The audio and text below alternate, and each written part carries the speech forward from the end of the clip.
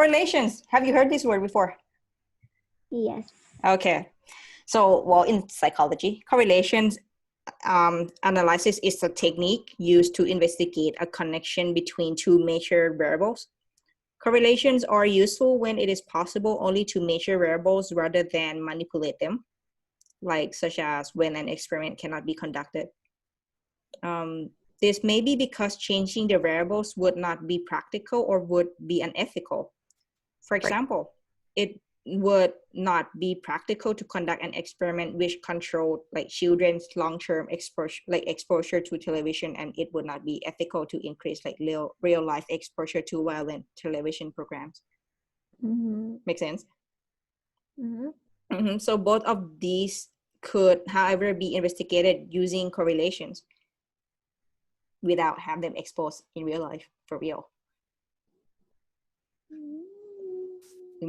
So it is important to recognize any connection found between two variables in a correlation cannot be assumed that it cannot be assumed to be a cause and effect relationship.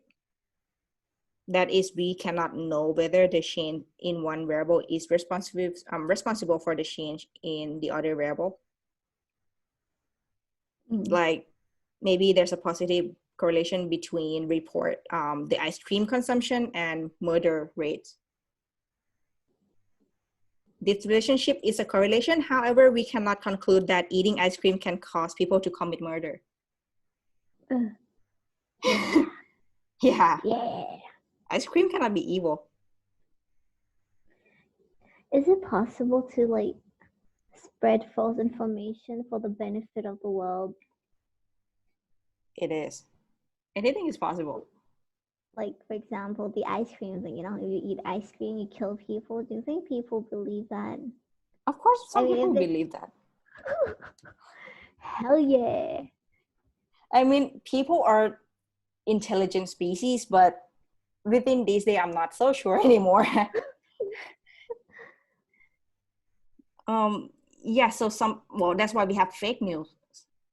And there's an anti-fake news organizations or institutions or something. Because there are some people who are actually naive enough to believe that. Me. I'm pretty naive. You don't actually believe that like people who like eat ice cream would gonna like. Okay, no, that's like extreme. Right. Because I mean, I've been on a killing spree right now. Yeah.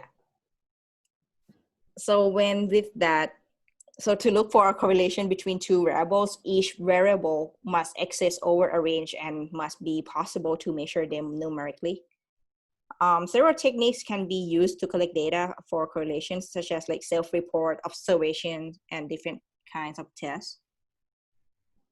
We cannot say from one correlation that an increase in one variable can cause an increase or decrease in the other, because it is possible that the changes in both variables could be the result of another factor. Imagine that two variables are being measured, attention in class and score on tests. If these two correlate, it would be tempting to say that paying attention in class is responsible for a good test result, but we cannot say for sure for this. It is possible that both of these factors depend on another variable, such as the dedication of individual students, whether that person is fast learner or slow learners. The sort of students who pay more attention in class might also study much harder for the test.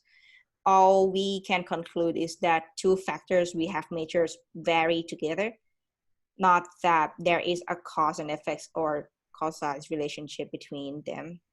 As a consequence, it is important that you refer to measured variable or co-variables in a correlations and not dependent or independent variables. Okay. To make judgments about causality, an experiment must be used so that we can be more certain that it is the manipulation of one variable that is responsible for the change in the other. On the other hand, if we conduct a correlational study and find that there is no connection between two variables, then we can conclude that there is no causal relationship. So the nature, sorry? No, nothing. Okay. The nature of the relationship between, it's okay. The nature of the relationship between the two variables in a correlation can be described in terms of its direction. In a positive relation, the two variables can increase together. The change is in the same directions. So the high score on one variable corresponds with higher score on the other. For example, in a positive correlation between exposure to aggressive model and violent behavior, greater exposure to models would be connected to higher levels of violence. On the other hand, when two variables are negatively correlated, high scores on one variable correspond with low scores on the other. For example, a negative correlation may exist between number of years in education and level of obedience. People with fewer years of education are more obedient compared with the one, no, oppositely, vice versa.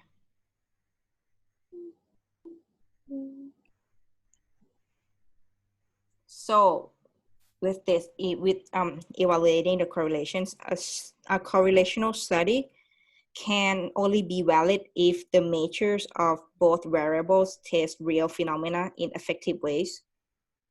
To achieve this, the variables must be clearly defined and relate directly to the relationship being investigated. The reliability of a correlation depends on the measures of both variables being consistent. So for some correlations, such as those using scientific scales, such as like volumes in like cubic centimeters or times in seconds, the measures will be highly reliable. In other cases, such as studies correlating variables measured using self-report or observations, there is a risk that reliability will be lower because results from these measures may be less objective than from scientific measurements. So gotta be careful with that. You know, because like with the self-reports and interviews are pretty much abstract with feelings and emotions and all that, and you cannot actually measure that. So, so the main issue with correlations, however, is to remember that the conclusions do not necessarily reflect a causal, like cause and effect relationship. Correlations does not cause causation.